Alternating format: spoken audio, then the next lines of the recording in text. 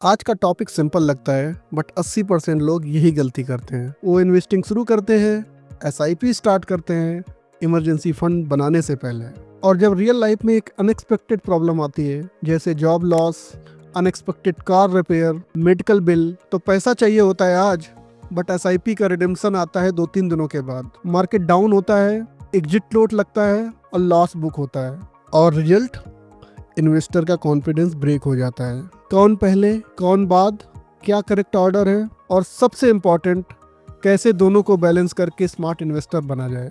मैं हूं नवनीत, एक आईटी प्रोफेशनल और 9 to 5 इन्वेस्टर। आप देख रहे हैं 0 to स्मार्ट इन्वेस्टर सीरीज। चलिए शुरू करते हैं और समझते हैं कि इमरजेंसी फंड क्यों बनाना चाहिए। देखो, सबसे पहला रूल पर्सनल फाइनेंस का है, never invest before securing your emergencies. क्योंकि लाइफ में इमरजेंसीज कभी अपॉइंटमेंट लेकर नहीं आती, वो एकदम सडन आती हैं। Job loss, hospitalisation, family emergency, car breakdown, laptop crash, unexpected travel. दोस्तों, इन सब सिचुएशंस में पैसा आपको अभी इसी वक्त विद इन मिनट्स चाहिए होता है। अगर आपके पास सेफ्टी फंड नहीं है तो मजबूरी में क्या होता है, आप एसआईपी तोड़ देते हो, मार्केट डाउन होता है, आप लॉस बुक कर लेते हो, एग्जिट लोड भी लगता है, कॉन्फिडेंस आपका हिल जाएगा, आप दोबारा इन्वेस्ट करने से डरोगे।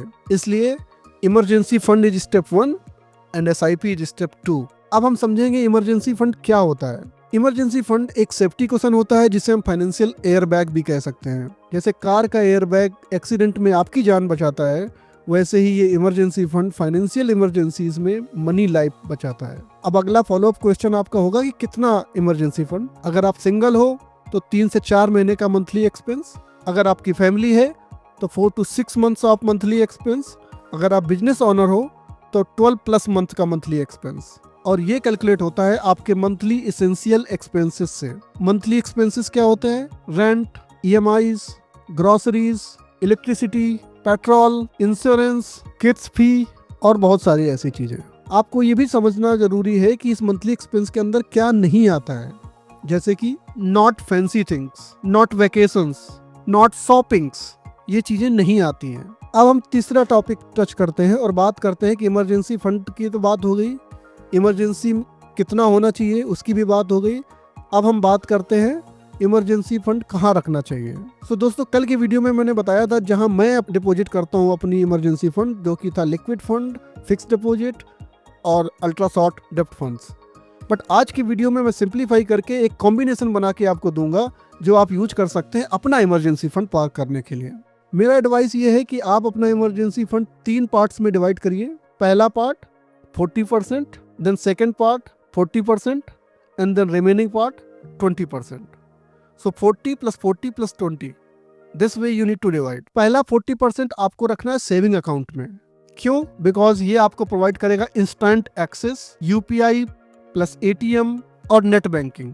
सो नेक्स्ट 40% आप automatic slash sweep in FD में रख सकते हैं। अब ये स्वीप इन एफडी क्या होती है? ये एक वर्चुअल एफडी होती है। फॉर एग्जांपल, अगर आपके पास 1 लाख का बैलेंस आपके सेविंग अकाउंट में पड़ा हुआ है, आप 60,000 का ऑटो स्वीप एफडी इनेबल कर सकते हैं।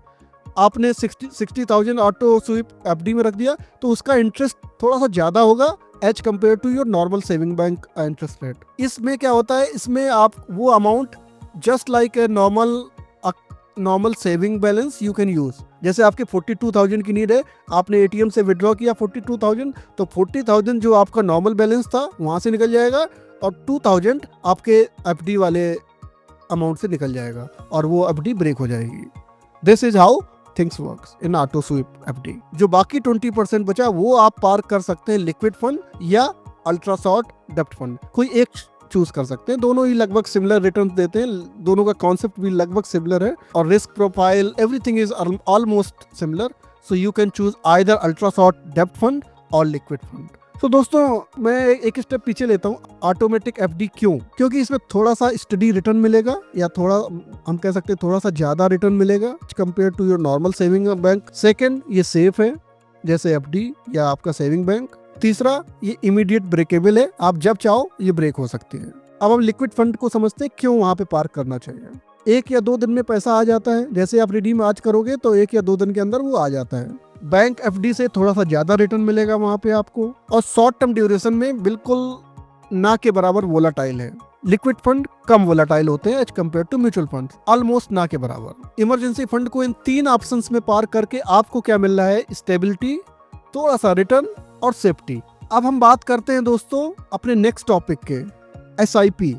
SIP क्या होता है, ये बहुत सारे लोग गलत समझते हैं दोस्तों। Let's me make very clear, SIP कोई म्यूचुअल फंड का टाइप नहीं होता। SIP केवल एक पेमेंट मोड होता है, automated process of withdrawing money from your account and depositing into the AMC's account. आपके अकाउंट से वो पैसा विड्रॉ करके AMC के अकाउंट में वो पैसा डालता है और फिर फंड मैनेजर उस पैसे को यूज करके आपका इन्वेस्टमेंट करता है उस म्यूचुअल फंड में। SIP में होता क्या है, SIP में ये होता है बस हर मंथ कंसिस्टेंटली आप एक फिक्स्ड अमाउंट इन्वेस्ट करते हो, मार्केट अप हो या डाउन हो। SIP का पर्पस क्या है दोस्तों, SIP का पर्पस होता है लॉन्ग टर्म वेल्थ क्रिएशन। दोस्तों लॉन्ग टर्म कहना तो इजी है, लेकिन बहुत कम लोग लॉन्ग टर्म इन्वेस्टर होते हैं। वो अपनी जर्नी तो लॉन्ग टर्म स्टार्ट करते हैं, बट वो लॉन्ग टर्म इन्वेस्टर होते नहीं है। इसका मतलब क्या है, अगर आप उनसे पूछोगे वो बोलेंगे yes I am a long term investor, but वो डेली अपना पोर्टफोलियो चेक करेंगे, डेली उनको स्टॉक परचेज करने होते हैं, वो रेंडमली अपने म्यूचुअल फंड्स को स्विच करेंगे, विड्रॉ करेंगे, उनमें एक्शंस करेंगे। Those are not long term investor. आगे बढ़ने से पहले मैं एक चीज बताना चाहूँ, ट्रेडिंग और इन्वेस्टमेंट दोनों में बहुत अंतर है। 90% लोग जो ट्रेडिंग करते हैं वो लॉस में रहते हैं दोस्तों। Investment is the only concept in the market which will make you rich. केवल 10% लोग ऐसे होते हैं जो ट्रेडिंग से पैसा बना के जाते हैं। हम जैसे 9 to 5 इन्वेस्टर्स के लिए केवल और केवल इन्वेस्टिंग ही एक ऑप्शन है। Trading is not an option for 9 to 5 investor. So SIP का पर्पज क्या था, long term wealth creation. Short time में मार्केट डिप करेगा, दैट्स नॉर्मल। इसीलिए SIP कभी शॉर्ट टर्म गोल के लिए नहीं होती। मिनिमम 5 years की ड्यूरेशन आपको चाहिए ही चाहिए SIP इन्वेस्टमेंट में। अगले सेक्शन में हम बात करते हैं SIP वर्सेस इमरजेंसी फंड। हम कंपेयर करेंगे इमरजेंसी फंड और SIP को। स्क्रीन पे एक टेबल आ रही होगी जिसमें 3 कॉलम्स हैं। पहले कॉलम में वो सारे पैरामीटर है जिनके बेसिस पे हम दोनों को कंपेयर करेंगे। सो स्टार्ट करते हैं कंपेरिजन। सो दोस्तों इमरजेंसी का पर्पज क्या होता है, प्रोटेक्शन, और SIP का पर्पज क्या होता है, वेल्थ क्रिएशन। इमरजेंसी फंड में रिस्क क्या होना चाहिए, 0 रिस्क होना चाहिए। SIP में हाई रिस्क हो सकता है शॉर्ट टर्म इन्वेस्टिंग में, स्पेशली अगर आप लॉन्ग टर्म इन्वेस्टर हो 10+ ईयर्स 15+ ईयर्स, सो वहाँ भी रिस्क आपका मिनिमाइज हो जाएगा। SIP की लिक्विडिटी इमीडिएट होना चाहिए, अगर आपको आज ज़रूरत है तो आज ही वो पैसा मिल जाना चाहिए। SIP में लिक्विडिटी दोस्तों नहीं होती है, उसमें 2-3 दिन का टाइम लगता है। अगर आप अपना पैसा आज रिडीम करोगे तो वो 2-3 दिन बाद आपके अकाउंट में पहुंचेगा। टाइम होराइजन जैसे मैंने बताया, इमरजेंसी में टाइम होराइजन इमीडिएट होना चाहिए। SIP के केस में 5+ ईयर्स आप लेके चलिए। अब रिटर्न्स क्या एक्सपेक्ट कर सकते हो, लास्ट वीडियो में भी मैंने ये समझाया था कि emergency fund is not an investment, it's a safety net. But still जो 3 एसेट्स क्लास जो मैंने बताई जहाँ पे आपको इन्वेस्ट करना है, वहाँ पे आप 2 से 3% या 2 से 4% का आप इंटरेस्ट इमरजेंसी फंड में भी आपको मिलेगा। SIP में on an average long term around 12% of returns you can expect from SIP। Emergency fund का यूसेज क्या है, रियल इमरजेंसीज। SIP का यूसेज क्या है, गोल्स, लॉन्ग टर्म गोल्स, जैसे कि education, retirement, marriage, car, all those kind of expenses. So इसको हम अगर एक पंच लाइन इसको देना चाहें तो इसको ऐसे बोल सकते हैं, शॉर्ट टर्म में हमें सेफ्टी देखनी है और लॉन्ग टर्म में SIP देखनी है। दोस्तों इस सेक्शन में हम ये समझेंगे अगर आपने SIP पहले स्टार्ट कर दी तो उसके नुकसान क्या हो सकते हैं। तो दोस्तों अगर आप SIP पहले स्टार्ट करते हो और इमरजेंसी आती है तो क्या होगा, तो बहुत सारी प्रॉब्लम आएंगी। जैसे आपको SIP तोड़नी पड़ेगी, अगर मार्केट उस समय डाउन हुआ तो लॉस भी होगा, अगर आपने एग्जिट लोड क्राइटेरिया कंप्लीट नहीं किया है तो एग्जिट लोड भी लगेगा, SIP का डिसिप्लिन ब्रेक होगा। मैंने लास्ट वीडियो में फिर से समझाया था कि अगर डिसिप्लिन ब्रेक हुआ तो कंपाउंडिंग ब्रेक होगी, और कंपाउंडिंग ब्रेक हुई तो कई लाख रुपए का डिफरेंस क्रिएट होगा लॉन्ग टर्म वेल्थ में। 5th पॉइंट क्या होगा, आपका यानी कि इन्वेस्टर का कॉन्फिडेंस भी गिर जाएगा, और फाइनली आप इन्वेस्टिंग से डरने लगते हो। लॉस लेके मार्केट से निकले तो बड़ा मुश्किल होता है मार्केट में वापस एंटर करना। आपको शायद उतना मोटिवेशन ना हो, आपको शायद उतना कॉन्फिडेंस ना हो कि अपनी जर्नी आप मार्केट में दोबारा स्टार्ट कर सके। और दोस्तों आप ये सब अवॉइड कर सकते हो थोड़ी सी प्लानिंग करके। अब हम समझेंगे दोनों का करेक्ट ऑर्डर क्या होना चाहिए। स्टेप 1, इमरजेंसी फंड का टारगेट डिसाइड करो। छोटे से शुरू करो, 5000 पर मंथ भी चलेगा। स्टेप 2, जब दोस्तों आपका इमरजेंसी का अमाउंट कंप्लीट हो जाए, then you can start SIP, then you can start thinking about SIP। Step 3 क्या है? इनकम बढ़े, बोनस मिले, सैलरी इंक्रीमेंट हो, तो आप SIP को टॉप अप करें।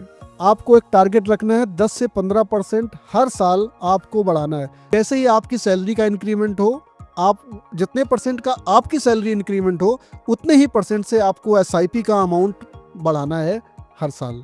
आपकी सैलरी अभी 1 लाख पर मंथ है, तो आपने SIP कर रखी है 10,000 पर मंथ की।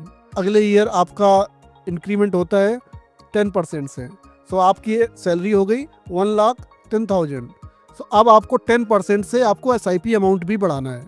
और दोस्तों, अगर आप इस फार्मूला को यूज करोगे तो आप फाइनेंशियल स्टेबल भी बनोगे और वेल्दी भी। अगर आपको ये वीडियो हेल्पफुल लगा हो और आप भी स्मार्ट इन्वेस्टर बनना चाहते हो, तो स्मार्ट मैट्रिक्स को लाइक करो, सब्सक्राइब करो और बेल आइकन भी प्रेस करो, ताकि आगे के जितने वीडियोस मैं डालूं उनकी नोटिफिकेशन सबसे पहले आपको मिले। और दोस्तों, डिस्क्रिप्शन में एक फ्री इमरजेंसी फंड कैलकुलेटर मिल जाएगा, प्लीज़ ट्राई जरूर करिएगा। मैं हूं नवनीत, एक IT प्रोफेशनल और 9 to 5 इन्वेस्टर। आप देख रहे थे zero to smart investor series. मिलते हैं नेक्स्ट वीडियो में, तब तक स्टे स्मार्ट, स्टे इन्वेस्टेड।